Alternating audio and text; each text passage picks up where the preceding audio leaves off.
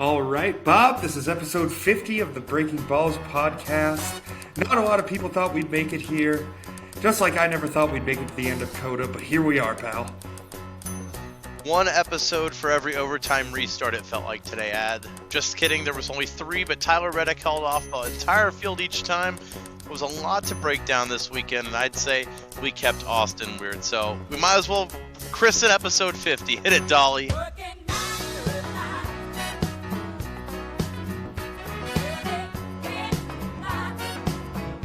Flags in the air. Boogity, boogity, boogity. Let's go racing, boys. All right, ladies and gentlemen, after a very, very, very long race today, over 4 hours, DirecTV tried to get me to turn the box off, but Tyler Reddick comes out of COTA victorious, and we're here for our 50th episode to break it all down. Bob, we kept Austin weird today, didn't we? We kept Austin weird this entire weekend, it felt like, Ad. We got a lot to break down, obviously. A truck caught on fire that won. AJ Allmendinger got flipped off by Sheldon Creed, but obviously we're not going to bury the lead. It's the Cup Series first and foremost here at Breaking Balls, Ad. But yeah, first of all, 50 episodes, just got to say, it's an absolute pleasure. I had the over-under at about 23, 24 and a half, so cash the over. We've stuck it out. And, as Daryl said, let's go racing, my friend. Tyler Reddick held off the entire field today, didn't he? Yeah, 100%. Luckily, a lot of that came in stage 3, Bob. So like you said, we don't like to bury the lead here, so we're going to take you right to where the action was in this race. And it looked like we were shaping up for a really good finish, Bob. About 12 laps to go. The Trackhouse boys had just kind of decided to make their move past William Byron. We had all sorts of questions as to whether or not Tyler Reddick was going to be able to hold off both drivers coming for him. But a caution came out, Bob, courtesy of Brad Keselowski. Not what we wanted to see. I think the broadcast booth did a good job of summing it up, but obviously you hate to see the yellow flag come out there.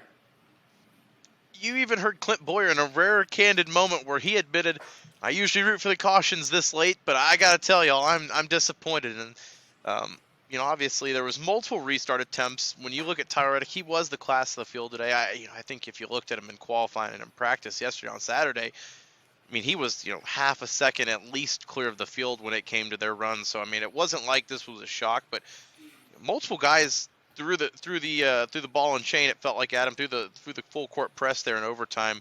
You had Kyle Busch, Alex Bowman, Ross Chastain fought his way back over to the field after a late wreck, but obviously it felt like William Byron was the guy to watch there.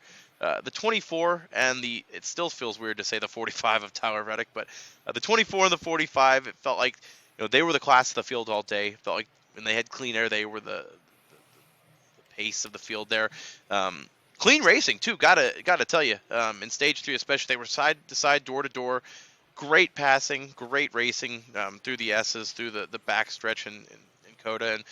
And at the end of the day, Byron kind of got swallowed up toward the second or third restart there, and it was kind of Tyler Reddick holding off multiple guys there. But at the end of the day, I think it shows that they were head and shoulders the car to beat today. 100%. I think if you were surprised at this performance from the 45 today, you just weren't watching close enough because they were dominant in qualifying. They had speed all day. I think Tyler Reddick just did a wonderful job driving the car today. There was multiple occasions where, William Byron put himself in some really good spots. Obviously, not when it mattered because I think he chose so wrong on that last restart. There was no reason for him to choose the outside, but we can nitpick that a little bit later. Bob, I just think Reddick truly deserved this. We talked a little bit about this, but, last year he really deserved to win this race, but obviously goes through turn 1, gets punted, and it just seemed like he was almost driving with a force field of karma this year because at the end of the day, he deserved this win. He deserved it last year, and he deserved it this year. I just feel really good for him and Kurt Busch. Obviously, to get that in the broadcast, that type of emotion, we don't love. I have been guilty of saying I don't love when team owners and stuff are in the box, but I think Kurt Busch was about as close as you can get to where I still love it because to hear the emotion in his voice is to watch Tyler Reddick, and he just kept saying, "That's my boy, that's my boy," and it's like it was really cool to see, because that's a guy who obviously had his career kind of cut short in a way that you never really want to have anybody go through, especially Kurt Busch. So really, just a cool show of emotion today, Bob. Definitely, and you think of that 2311 team, they expanded that second car with Kurt Busch in mind to be there for at least 2 years. This was supposed to be his second year there, so he feels like that's kind of his team, and you definitely love to see the emotion there.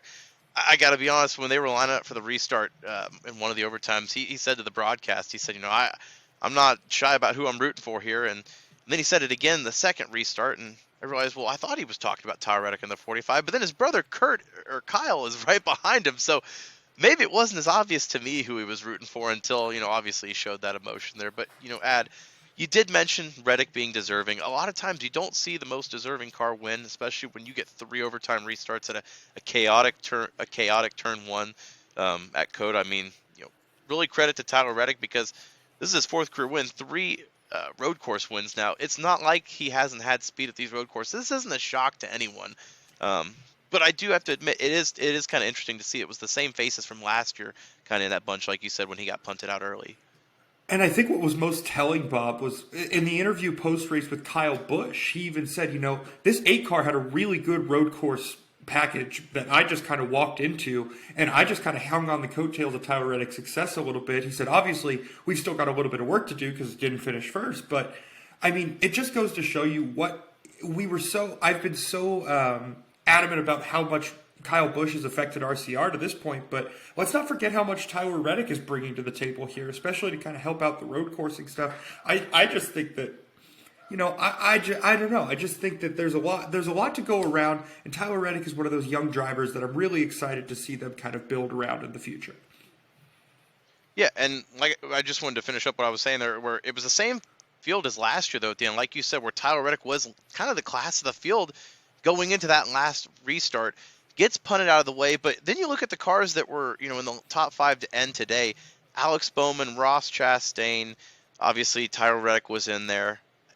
It's the same as last year. It was the field that had that chaotic ending there. Obviously AJ Allmendinger wasn't there at the end, but he did have speed there before he had to go to the garage in stage 2. But he had a fast car too. It felt like, with the same winners in Xfinity and trucks last year too. It felt like COTA kind of was a repeat of itself a little bit from last year. Just kind of what your thoughts on that, Ad? Same kind of people from last year. Yeah, I agree, Bob. And, I think it was the wise philosopher, I believe his name is the Macho Man Randy Savage, who once said, "The cream rises to the top, Bobby Perry." And I think that's what we had at COTA. I mean, the cream rises. I think that right now, there's a short list of guys that you watch every single time you go to a road course. I think Tyler Reddick's on that list. AJ Allmendinger's obviously on that list. I think Kyle Larson's on that list. There's just certain guys that when you go to road courses, you know they're going to bring their A game. So really no surprise once you saw Tyler Reddick in qualifying that he was going to have a good chance at it. Just happy to see that they could convert, because like you said, overtime gets really unpredictable. However, Bob, I just want to transition really quickly, because obviously didn't necessarily shake out for them, but the team that we thought was going to have the best chance to win the race before that first caution flag came out with 12 left, shout out to Trackhouse Racing, man, because they've really been able to put some stuff together here at COTA. Any thoughts on that, Bob? Yeah, we kind of touched on it a little bit, but I want to go a little bit more in depth on, like I said, we usually look for those cautions late, but it was shaping up to be a great kind of four-headed race there with 12-11 to go there.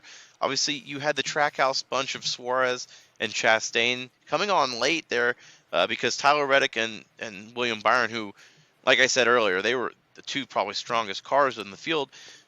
They kind of were having to nurse the fuel mileage a little bit there, and it kind of felt like an old school NASCAR race where you had to not only worry about your lap times and worry about your tires, but your fuel was a big thing, and it wasn't like you were going to have a timely caution or the stage breaks. Obviously with no stage breaks this road course, and this was the first time we've seen it, I think 7 years. We'll talk about it here in a second, but it really did change kind of how the game plan worked for these road courses, and obviously we had kind of pure racing with those 4 cars there for about 2 laps there before that Brad Keselowski caution comes out. And, who knows what would have happened there. I'm sure Ross Chastain would have taken somebody out there if I know the universe. But it was shaping up to be good, and I know you were kind of looking forward to it too. I was curious what what you were thinking about. Kind of old school racing, it felt like there at the road course.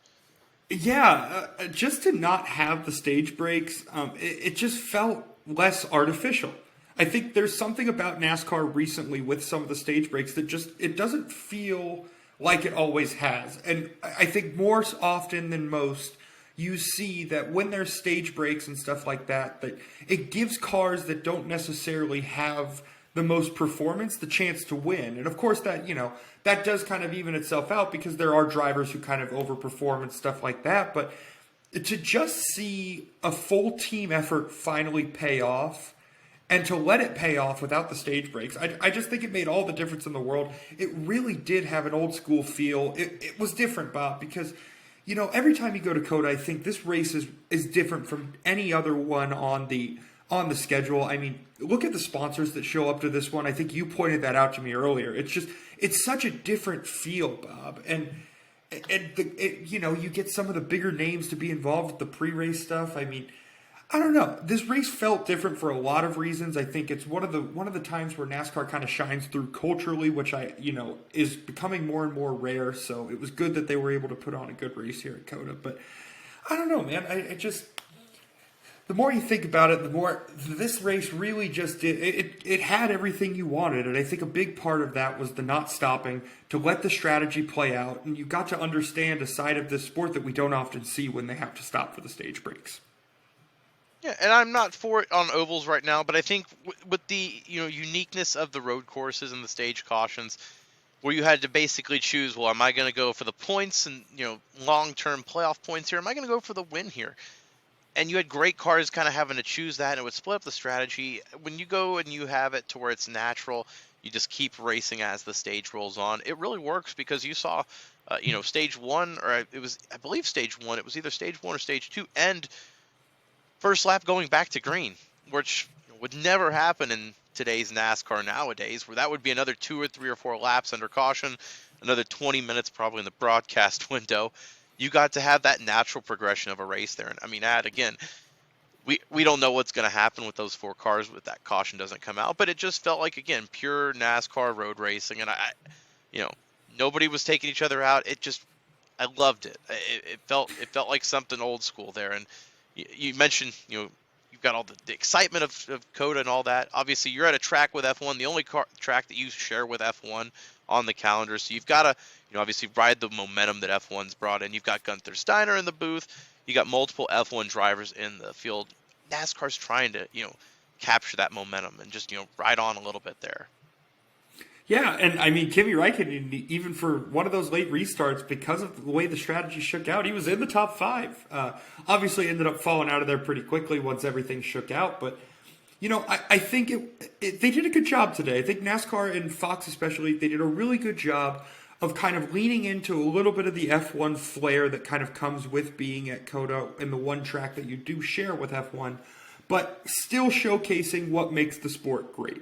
And I think, Turn 1 at COTA for NASCAR is one of those places where that there's never going to be a ticket available. It's always going to be sold out because there's going to be awesome action.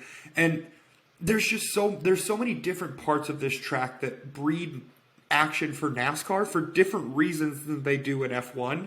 And I think it just showcases the versatility of the track. And I think Chase Elliott brought it up that, this track changes so often and the tire wear is so unique because they can kind of, maybe repave one part of the track and then not repave parts of the other. And just the way that this track has aged and kind of come of age here, it just seems to be one of these places that is hopefully going to produce good road racing for NASCAR for years to come. And I just think that eliminating the stages, Bob, that really was kind of the cherry on top of a really good day of racing.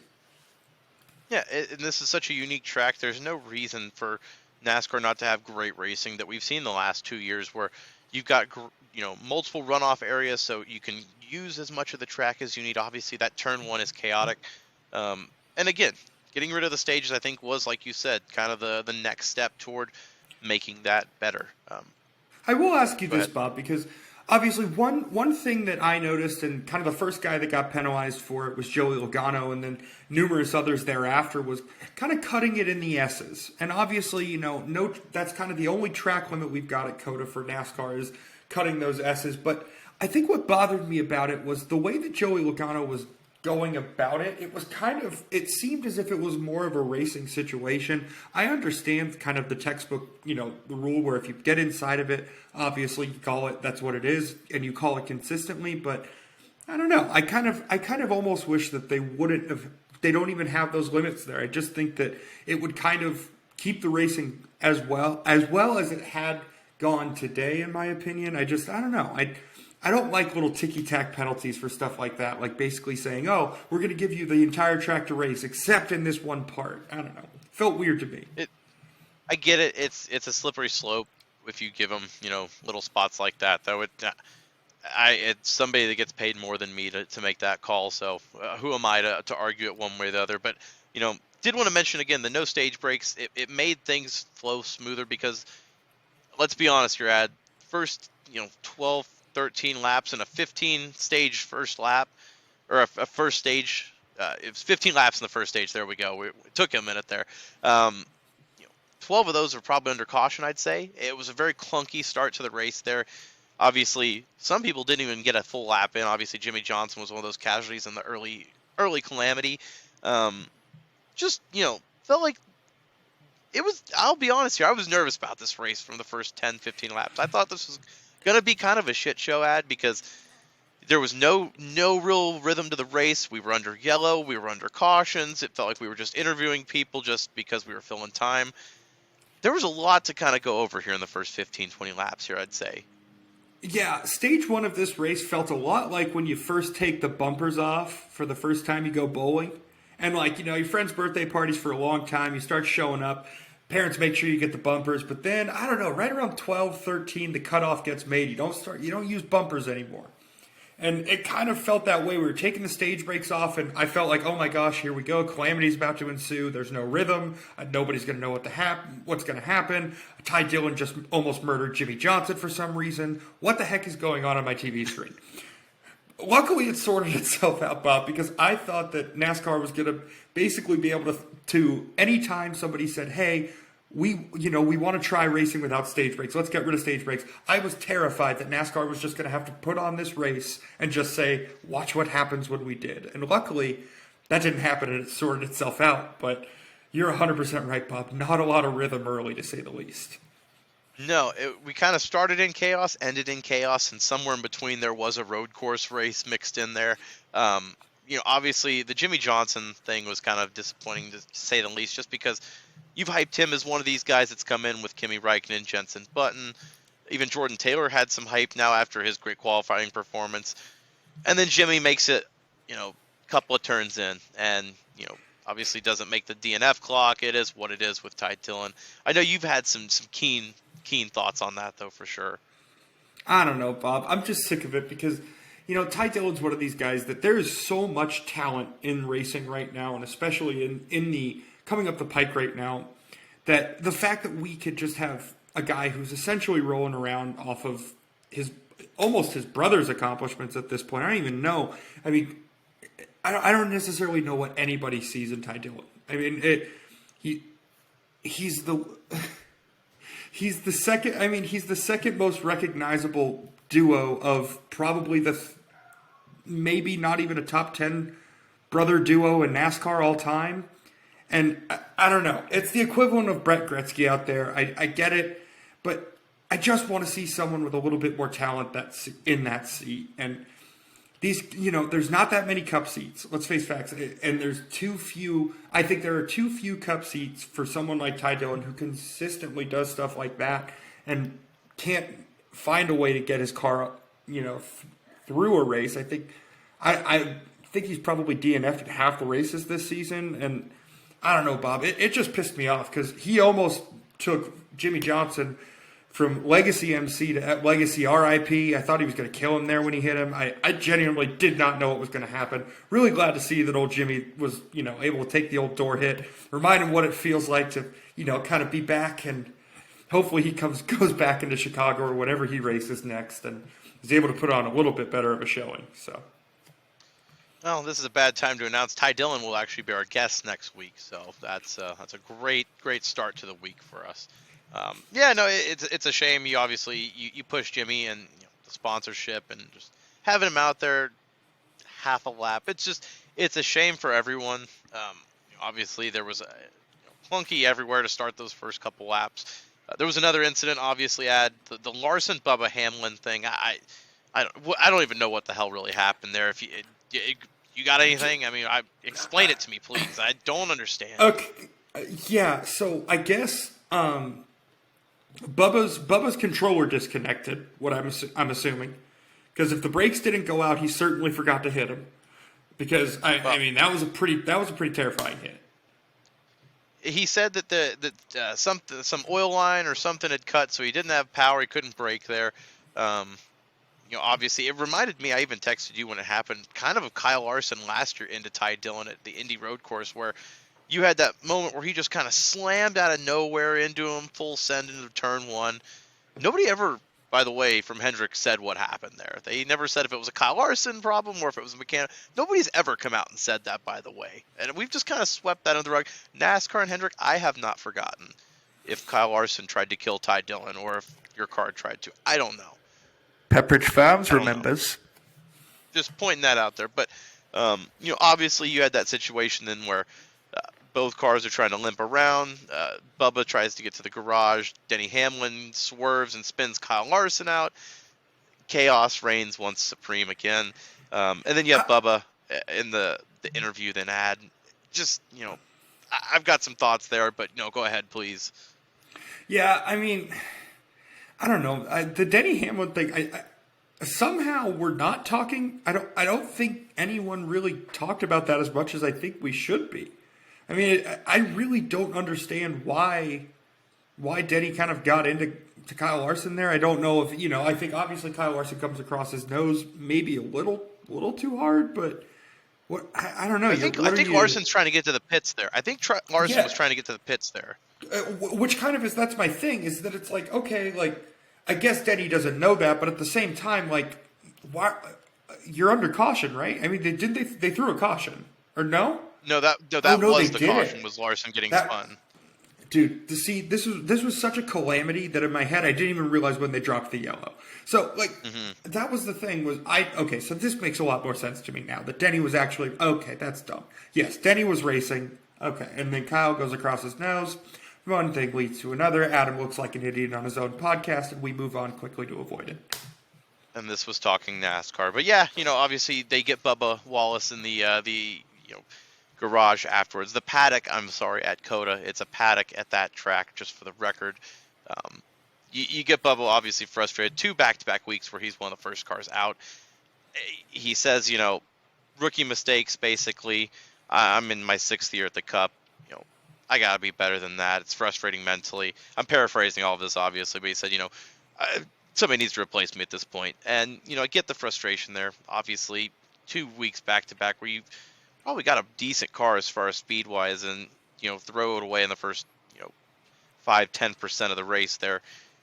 I totally understand the frustration but when this guy is, a face of the sport, got a lot of sponsorship dollars behind him, man, I understand he's an emotional driver, but, to throw that out there like that, that it doesn't do anyone any good there, whether it's yourself, whether it's the broadcast, the team. It gives your haters more gasoline. It doesn't help the scene. For Bubba, he's taken so many great strides, especially the last year and a half or 2 years with 2311, that you don't want to see the head be the reason that he doesn't succeed. And it's one of those things where you see him kind of do it every once in a while. It rears its ugly head. Obviously, the Kansas race with Larson last year immediately comes to mind. But it's just, as somebody that wants to see him succeed, it is frustrating to watch him be kind of his own worst enemy. Yeah, it's one of these things that, on one hand, I'm very thankful, as somebody who kind of is fiery like that and has a little bit of that hot-headedness. I get it, and I think that's what always makes it hard when I watch Bubba do things like this, is like I compete like that, and I understand it. But at the same time, you got to be media trained enough to know when to bite your tongue and to just leave your intrusive thoughts and the things that are going on in your head out of it. Because, look, man, what good does it say for you to go on television and say, somebody needs to replace me? Because all that's going to do is give bulletin board material for someone to actually go out there and do it. And even if your boss wasn't thinking about it, if he's going to read about it for the next few days, it's just nothing you need to put into existence, nothing you need to put in the universe. I mean, yeah, obviously, a disappointing few weeks, a disappointing year for Toyota as a whole, but winning fixes everything. And 2311 got into the winner's circle this week. I think hopefully these comments kind of get swept under the rug accordingly, because, I think that will be more of the talk at 2311 this week, but you certainly would like to see Bubba have a little bit more restraint there to know that it's like, look, man, it doesn't do you any good. It doesn't do your team any good. It doesn't do anybody who worked on your car any good. Like, there's really no reason for you to go out and say that. No, and, he was running top 10 laps in practice and qualifying at times where a guy who's not historically a road course racer is in a decent car this weekend. Obviously his teammate won the damn race, so he's in good equipment. There's going to be weekends where this happens. You're racing against at a minimum 36 other guys every week. You're not gonna have success consistently, and you've got to channel that emotion into something else. And I'm not going to be one to tell him how to do it, but you're going to eat yourself alive if you treat yourself as your worst critic like Bubba Wallace does. And as somebody who's already got that pressure of what he means to the sport, you don't want to see him add to that list by just piling on himself. No, I think we touched on it when I was talking about Ty Dillon a little bit earlier, is that, look, there are not that many Cup seats. I mean, for consistently, there's just not that many seats to go around, not that much sponsorship money to go around. So when you're there, don't even joke that you're willing to throw it away. I think that's kind of the moral of the story with Bubba, in my opinion. It's just, I don't know. I get it, but would love to, beats me, Bob. I just, are we gonna? Where are we? We'll transition to happier thoughts. Let's. It was a good weekend here. Let's transition to some happier thoughts here, because obviously it was a clunky start to the race. It was a clunky start to the broadcast as well, but obviously they hyped a lot of stuff going in that this was not going to be your normal Fox race weekend. Obviously, you've got Kurt Busch in the booth, Gunther Steiner, the Haas F1 principal, in the booth. So they're really trying to bank in that F1 momentum in U.S. especially. But you got Chase Elliott zooming in from, I guess, Colorado, because he's still stuck on the mountain up there where his leg snapped. I'm not a doctor here, I don't know, Ad. But anyway, they pumped a lot into this broadcast. For the start, I'm not going to lie to you, felt like there was a lot going on. Too many cooks in the kitchen here. But hand up, I think they kind of did figure it out as the race figured itself out, to be honest with you. They didn't talk over each other, and they kind of had a nice little rhythm to it. Even Clint Boyer pitching it to Chase Elliott. Fox had some synergy. Am I wrong? I don't think you're wrong, Bob. I am often critical of the broadcast. Crazy. I didn't think that this was going to go well. I'm not going to lie. I thought that I was watching a monkey with a hand grenade, that I didn't necessarily understand what was going to happen, but I did know that it was not going to be very good. And ultimately, it was clunky at the beginning. They were feeling each other out. Nobody understood what the heck was going on with Gunther's accent. I didn't know if Kurt Busch was Clint Boyer. I didn't know if Clint Boyer was Kurt Busch for a minute. But eventually, we all settled down. We all figured it out. Larry Mack explained to me a little bit of fuel strategy. If you want to know the difference between Kurt Busch and Clint Boyer, just the one that's louder is probably Clint Boyer. Anyway, it eventually did turn out. And somehow, some way, Fox threw enough darts at the dartboard that a few of them landed in that, in the inner ring there, and they scored some points today, man. I really think they did a good job with this broadcast, somehow, some way. Again, you want the broadcast, not every week, obviously, to have this feel, but every few weeks you've got to have a bigger broadcast feel. You've got to have something to have you come back every week instead of just, hey, it's the same old next week.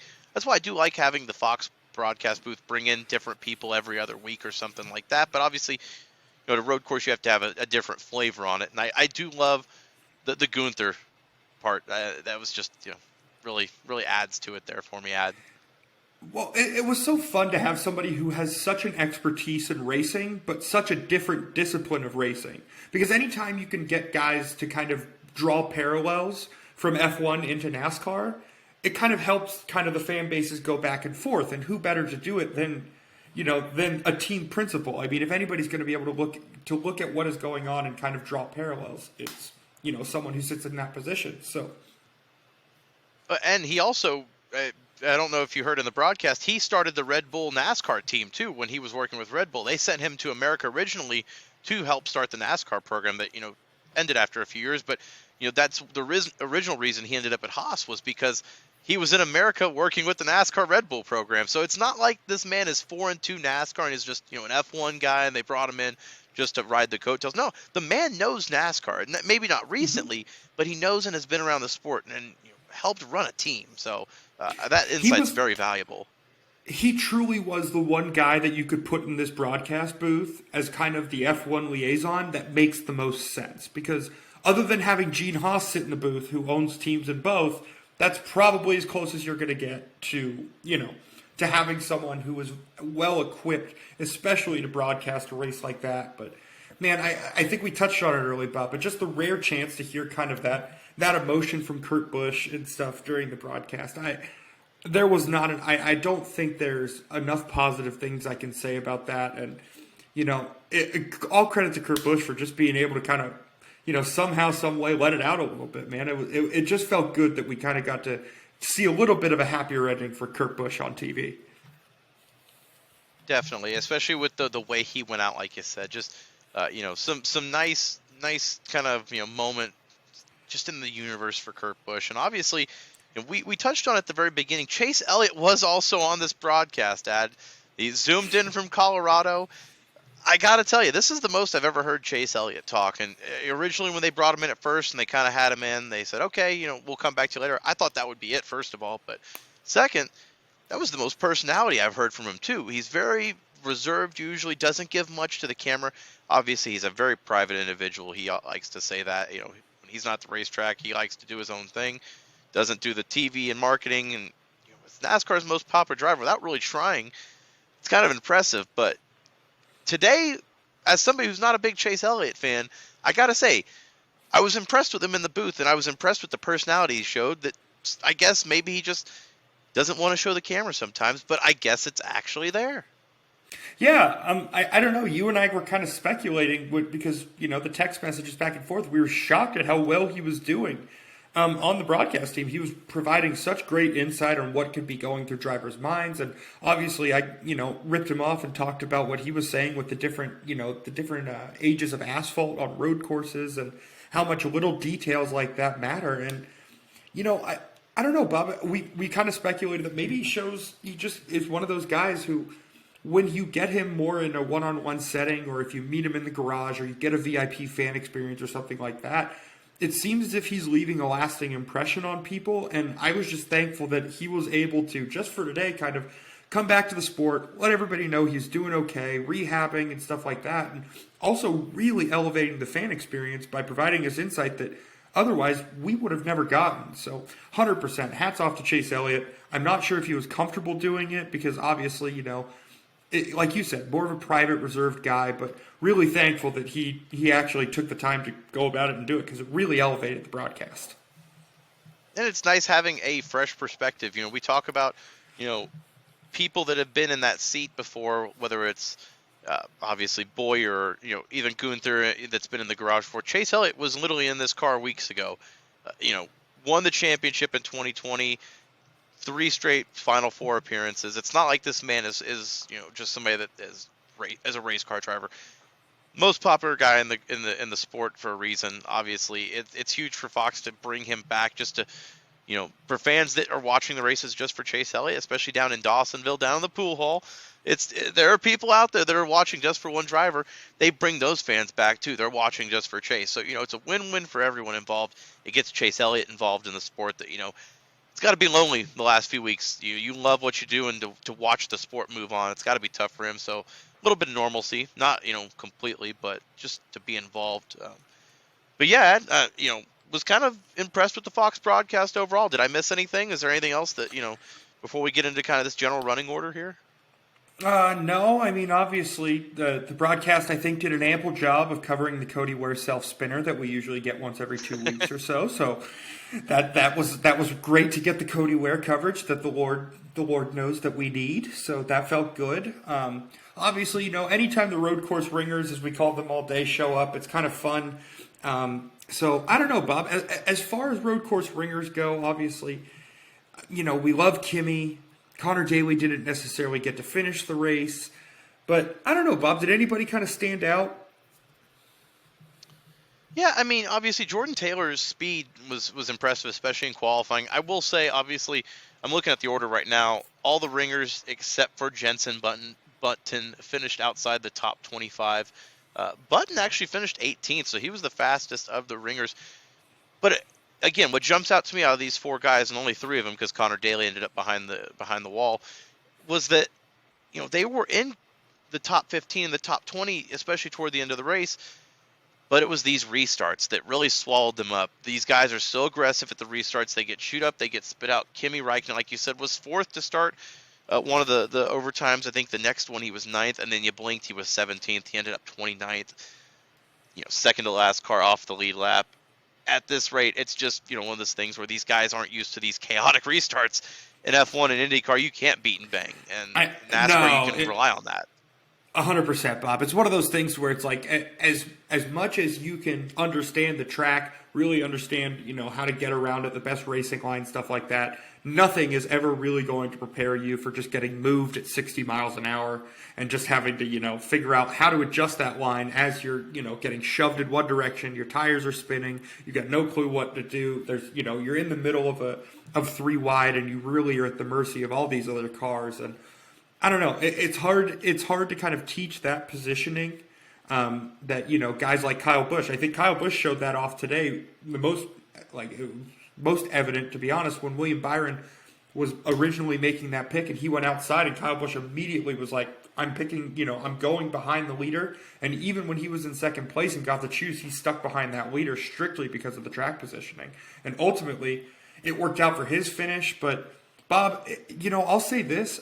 A better day for Toyota, because Martin Truex Jr. was running up towards the front until, obviously kind of got dumped at the end there. Ty Gibbs found his way, kind of stumbled into a top 10 finish. And obviously with Tyler Reddick, I mean, winning fixes everything. So hopefully this is a sign of things to come for Toyota. Yeah, and you had Denny Hamlin at times kind of running in the top 15. Chris Bell obviously was running top 5 before he got spun in one of the restarts, ultimately wrecked out there. I think in the 3rd or 2nd overtime finish. But, just looking at the kind of the wrap-up here, a couple of things, obviously, that jumps out. A couple of guys that are starting to become road course kind of, not going to say aces, but you're seeing them consistently in the top 10.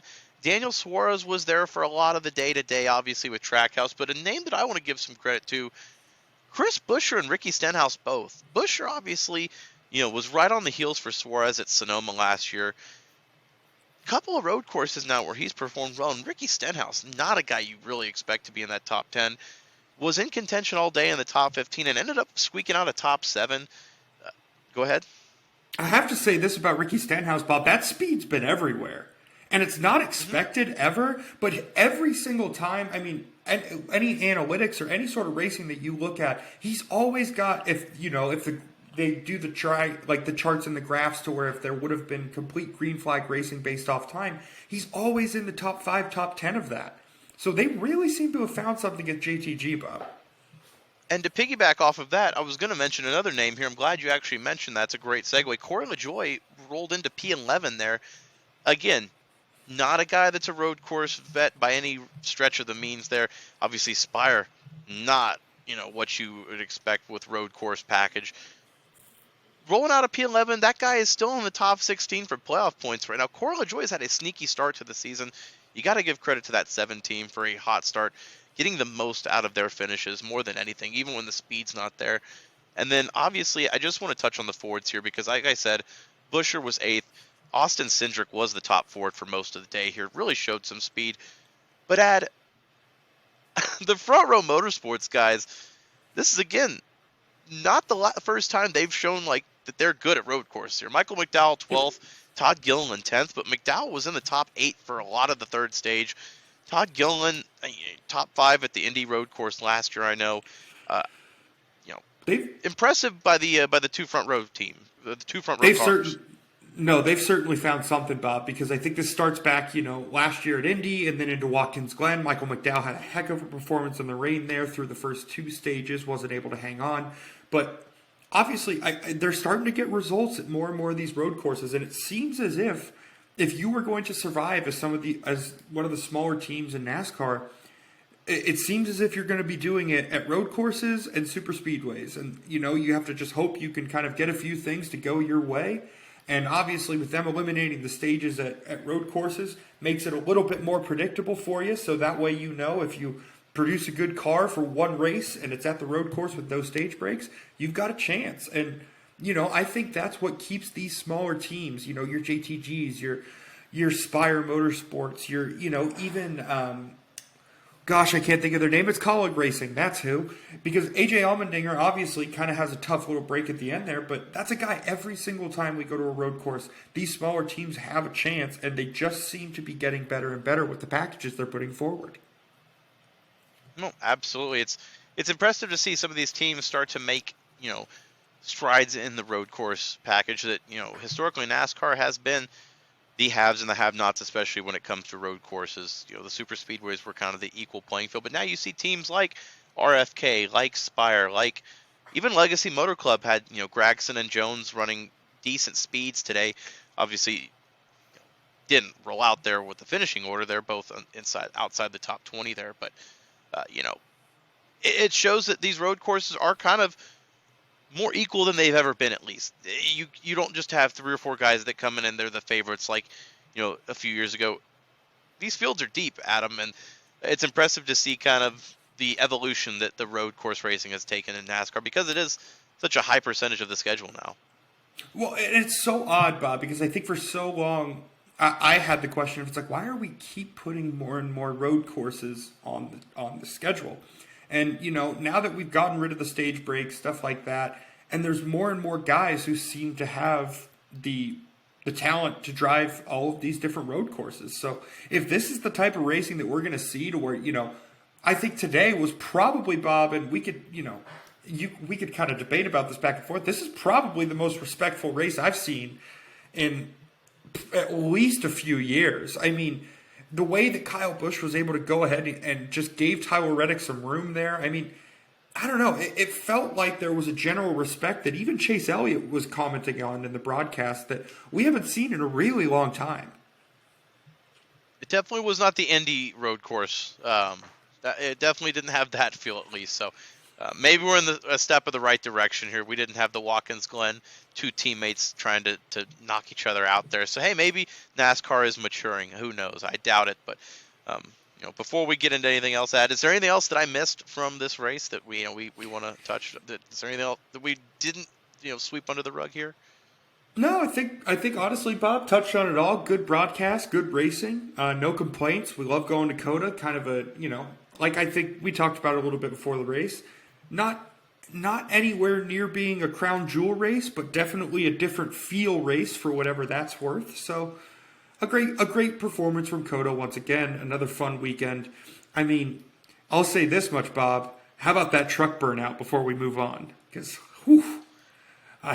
let me tell you, Zane Smith. They said burn it down. He said, all right, I'm going to burn it down. And you got to respect a man that can't even bring his car into victory lane because it's literally on fire. That is impressive, Ad. That's what you want. Let them know.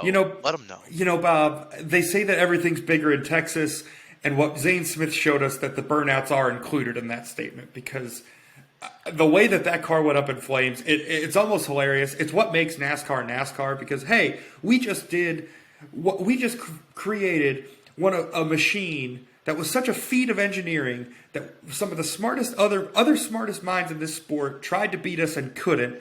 And how are we going to celebrate? We're going to light it on fire and never use it again because that's what we do. And you know what? There's something beautiful about that, about creating something so awesome, so well situated for one race that afterwards you just burn it down and start all over again. You gotta love it. It's the American dream there, Ad. And I got to tell you, a little birdie told me that truck on Saturday afternoon on that front stretch on fire, that was a good representation of my co-host in Las Vegas on Friday night. I don't know if that's true. A little birdie told me that. The fine folks of this podcast would like to know how because we haven't teased this at all, but my co-host was in Vegas this weekend. Did we clean him out? Did we do well?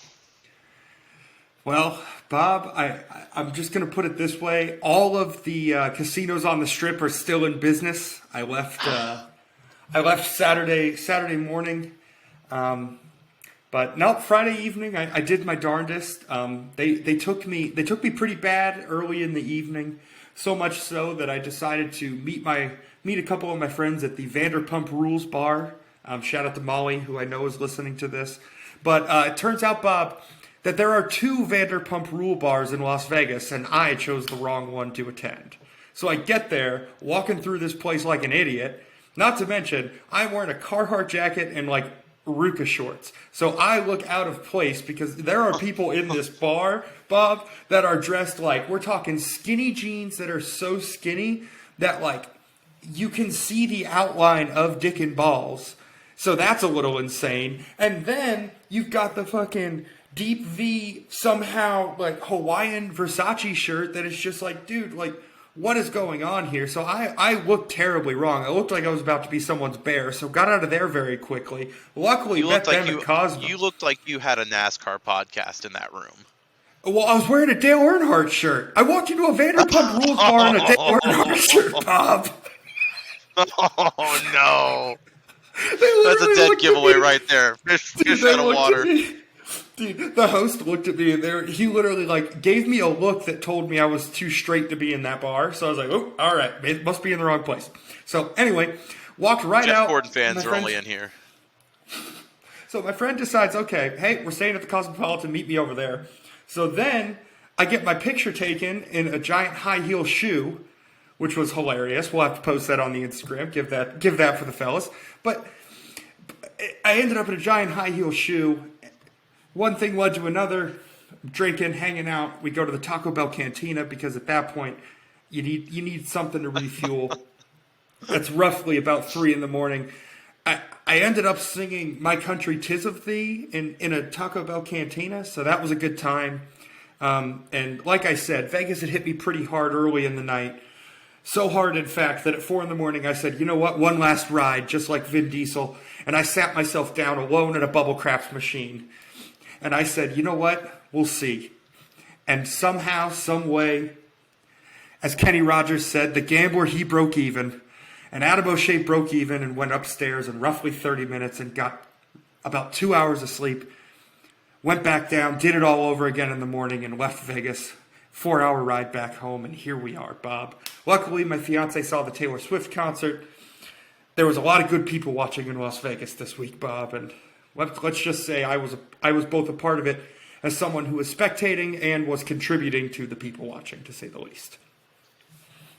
Honestly, the fiance getting to watch Taylor Swift live, you coming out of Vegas, even that's a happy car ride home as far as I'm considered. That's a pretty good win. So my friend Marissa, who I met in law school and has become a really good friend, was the one who kind of brought this trip on. She messaged Anna and I and we're like, hey, let's go to Las Vegas. And she said it perfectly. She said, I got you guys this as a wedding gift, or like the idea of this trip is a wedding gift. Anna, it's for you because you get to go see Taylor Swift. Adam, it's for you because you don't have to deal with Anna for an evening. And at that point, I felt like that's an appropriate wedding gift. So thank you, Marissa. That was a very nice weekend. We appreciate it. That is called marriage, folks. That is what we're not going to promise a lot of marriage advice here, Breaking Balls, but every once in a while we'll throw a nugget in there for free for the audience. So I'm glad that I still have a co-host after Las Vegas. You know, that city is notorious for taking souls, so I'm glad that I still have a partner in crime. Because I can't talk for 45 minutes straight. I get too winded after a minute. So glad to see you're still here, buddy. The Bob Perry solo podcast would be something to behold, though, just for the record. I don't know when we're going to have to wager. I can't do it. We may have to wager and make one of us do a solo podcast at some point, because I think that would just be the content. I can't even imagine what either one of us solo would be. I cannot imagine. Like, The best part God. is that I would literally, I don't, oh gosh, if I was left to my own devices, I don't think I could publish it. Well, the problem is that if one of us does a solo episode and the views skyrocket, I mean, it's just, breaking balls is just shattered balls at this point. Oh no, it's broken. It's broken balls. It's broken up so balls. Broken. Oh no, Well, it's broken I balls. have- The prenup episode. I don't know about you. I have no plans of going rogue and doing a solo pod. So please come back on Thursday or Sunday whenever we record next. It's Richmond week, technically a short track, so God, I hope that the short track package is better this year than it was last year with NASCAR. But fingers crossed. I mean, is there anything else that you want to talk about real quick before we call this one a wrap? 50 episodes, my friend. We did it. No, Bob, we did it. 50 minutes here for 50 episodes. I'll let you have the last word on this one, Bob. What do you think? What do you think it was that got us to 50 episodes? Grit. Amen, pal. We're a gritty podcast. We always will be. Please be a friend. Share this with a friend. We love you. Talk to you later. Balls.